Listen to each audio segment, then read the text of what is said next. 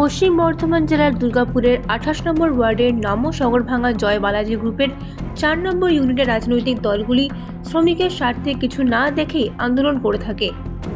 আজ সিটুর শ্রমিক সংগঠন শ্রমিকদের পিএফ, ইএসআই, অবসরপ্রাপ্ত শ্রমিকদের সময়ে গ্র্যাটিটিউড প্রদান সহ একাধিক দাবি নিয়ে কারখানার সামনে বিক্ষোভে বসে। থেকে লোক নিয়েছে টাকার বিনিময়ে লোক রিক্রুটমেন্ট করা হচ্ছে। আমাদের বক্তব্য হচ্ছে ম্যানেজমেন্ট এবং তৃণমূল তারা যৌথভাবে টাকার বিনিময়ে এখানে হচ্ছে বাইরে থেকে লোক নিয়ে আসছে। আমাদের কথা হচ্ছে দুর্গাপুরে প্রচুর বেকার ছেলে আছে, ট্যালেন্টেড ছেলে আছে, তারা কিন্তু যোগ্যতা থাকা সত্ত্বেও কাজের সুযোগ পাচ্ছে না। আমরা বলছি অবিলম্বে তাদের কাজের ব্যবস্থা করতে হবে, টাকার বিনিময়ে নয়, যোগ্যতার ভিত্তিতে।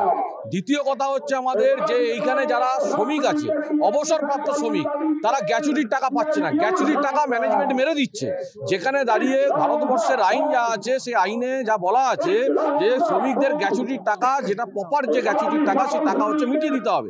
কিন্তু বালাজি মানে ম্যানেজমেন্ট সমস্ত ওয়ার্কার, অবসরপ্রাপ্ত ওয়ার্কারের গ্র্যাচুইটির টাকা হচ্ছে চুরি করছে। তৃতীয় বিষয় হচ্ছে ভেতরে যারা কাজ করছে তাদের অধিকাংশ শ্রমিক তাদের পিএফ এবং ইএসআই নেই, এবং এছাড়াও ভেতরে যাদের সেফটি সিকিউরিটি দেওয়ার কথা ম্যানেজমেন্টের সেটাও নেই। তৃণমূল এবং ম্যানেজমেন্ট একটা বোঝাপড়ার মধ্যে দিয়ে বড় অঙ্কের টাকা খেলা এই বালাজি কারখানাতে চলছে, গোপনে চলছে এবং ওপেন চলছে। আমরা তার প্রতিবাদে সিআইটির পক্ষ থেকে আজকে আমরা হচ্ছে প্রতিবাদ সভা করছি।